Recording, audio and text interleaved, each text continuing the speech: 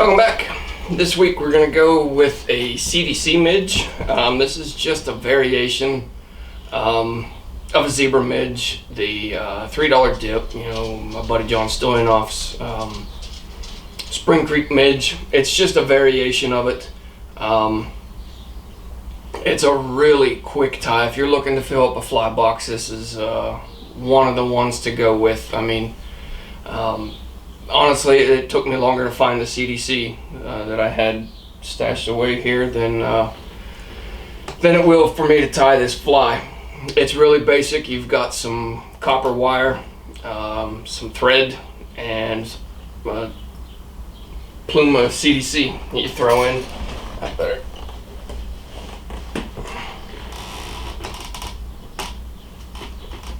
put the work phone on silent there so it doesn't interrupt the video. But like I was saying, very quick, very easy pattern to tie, one that is great to fill up a box with, and it's a very productive pattern is the word that I was looking for. Extremely productive. I mean, you think about it, summer, once the big bug hatches are done, the caddis are done, the stones are done, you'll get a couple of mayflies trickling here and there, maybe some slates back east, some mahoganies out here in the west, depending on which river you're on. And before the olives really start again in October, what do you have? Trichos, midges. Same thing in the winter. Nothing really hatching, but you've got the midge hatches throughout the winter. And this is just a very important pattern. Whether it's a $3, whether it's this, whether it's just a straight Zebra Midge, it's an important pattern to have in your box because, I mean, there's a lot of times where that's all they're really eating is midges.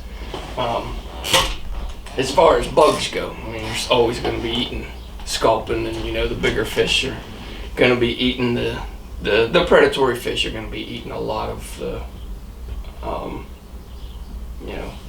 bait fish and so on and so forth. But anyhow, enough rambling there. I'll get into this one, and like I said, it's a very quick tie. In the vise I have a Daiichi 1120. It's a size 18. I'll do these 18s and 20s typically. I don't very often go under 20. 22 would be about the smallest that I will tie. And then what I want to do is just take a couple of wraps of 15 thousandths lead wire, and this is just to stabilize the bead that I have on here. This is a 5/64 copper bead, and I'm just going to take those couple of wraps and put that right in. It just disappears behind that, but what it does is it stabilizes this section right here, and I know that's really small to see. It stabilizes that bead just a little bit. If you want to, you can dab it with some zap or whatever it may be, whatever you want to run on that. Next, I'm going to take some extra small copper wire and just take a length of this. Don't try and get it exact. You wind up wasting a lot if you try and get it exact, and if you wind up short, you waste the entire fly. So just take a length of it. Typically when I'm doing these, I'll do them by the dozen at a minimum. You can knock a dozen of these out in a half hour probably if you have everything lined up and set how you want it. So we'll get our threads started here, and all I'm doing is just getting the thread base down, and I'm going to work my way back to the front here, and I want to tie in this copper wire. Like I said, very easy pattern. If you want to, you can use dubbing for the body on this. I'm just going to do it as a thread body, and I'm going to take my wire all the way up to the front there, right to the bead, and work this to the back. So same as always when I'm tying on these curved caddis hooks, scud hooks, just take my imaginary line, draw it from the eye of the hook straight back. That's where I leave off with my body. Not throwing a tail or anything in on this. The only thing that I'm going to do is build a taper with this thread, and this is just an 8/0 gray olive or dun olive. And like I said, all I'm going to do is just build a taper on this. It's going to take a little bit longer because I'm using the 8/0. If you have a 6/0, it'll speed this process up a little bit, but I couldn't find the 6/0 or the 140 denier, so this is what I'm going to go with.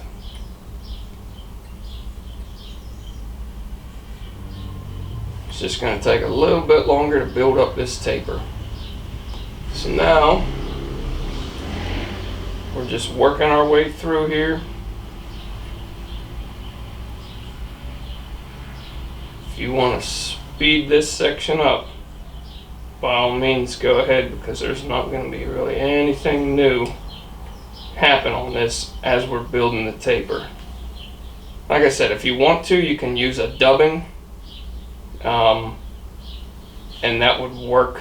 That would probably make the process go a little bit quicker for you if you don't have the 6/0. But you notice that I'm having this taper. I already have this getting thicker right here than I have on the back side. And when I'm building this, what I do is, you noticed I started going all the way back, and then I worked it forward. I came all the way back, I worked it forward, then I came to about my 3/4, went forward, half, forward, quarter, forward. Now I'm at the point to where I'm ready to tie off this brass wire here. So I just run this right through, nice even wraps, and like I said, this is an extra small size wire.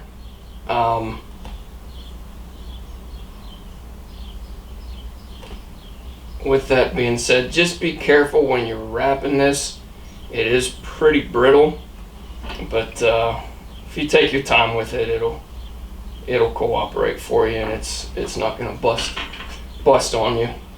But this, anything bigger than an extra small on a size 18, size 20 hook, it's just going to be really pronounced, and it's going to stand out way too much.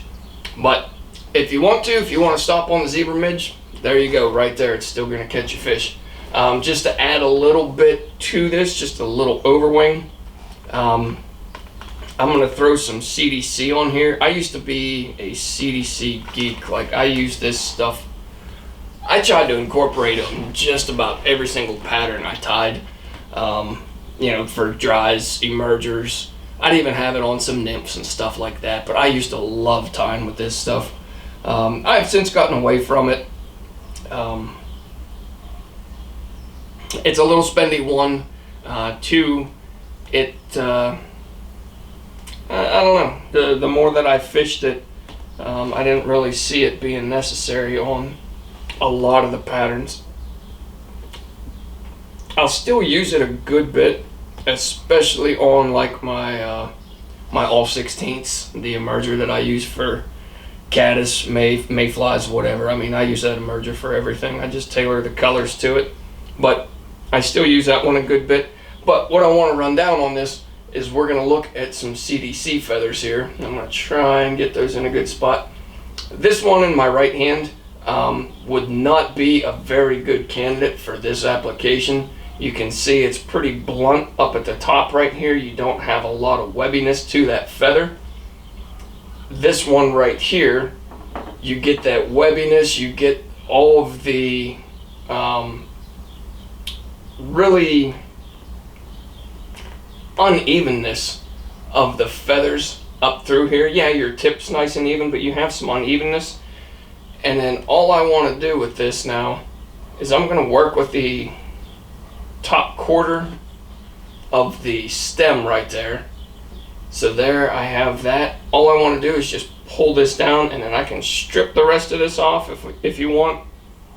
Or you can just go ahead and take and cut this right at the stem. Just leave yourself a little bit to work with. It can get a little bit tricky if you go cutting this too short.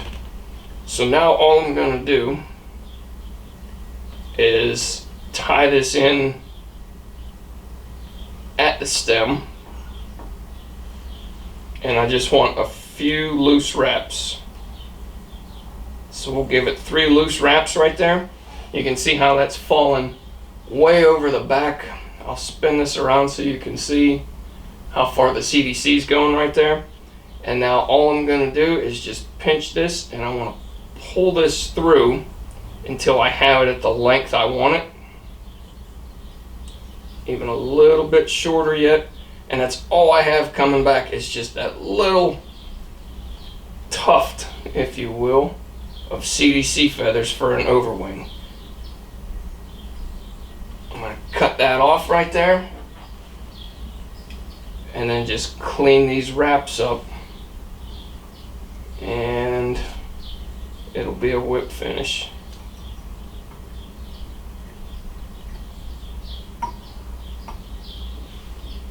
If you want, you can leave some open wraps, or you can leave some of the CDC in the front. If you have a really good feather, you can leave some CDC in the front as well. I normally don't. Every once in a while I will. I don't see it fishing any different whatsoever.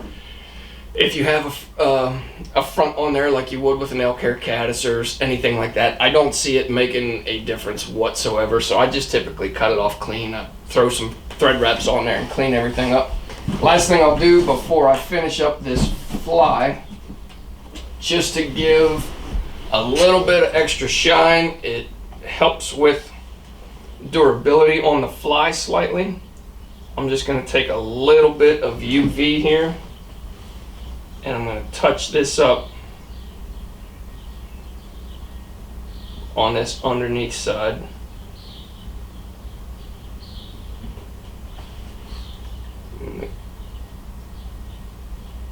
A little bit on the sides right there as well. Doing everything you can not to touch your CDC feathers. There we go.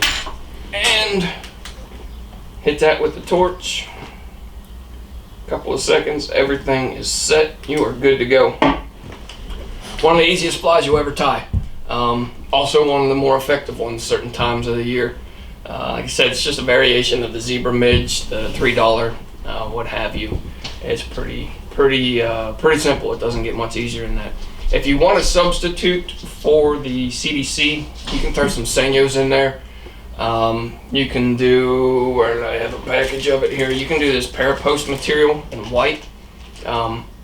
Depending on the color of the thread that I'm using, this one, like I said, it's olive. I'll do these in black. I'll do them in red, black and red mix, a tan, olive.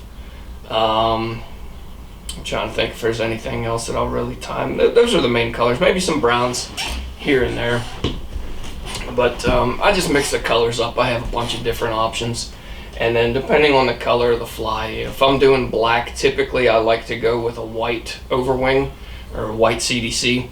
Tan, I go with this dun color here, or the natural CDC, whatever it is. But I mix it up. Like, I don't have a hard and fast rule for what I do. I'll throw some black on for an Overwing or whatever it may be. But I've talked more than I've tied on this video, so I'm going to wrap it up. If you guys have questions or comments, as always, shoot them to me. I'll get back to you. But thanks for watching, and we'll catch you next Wednesday.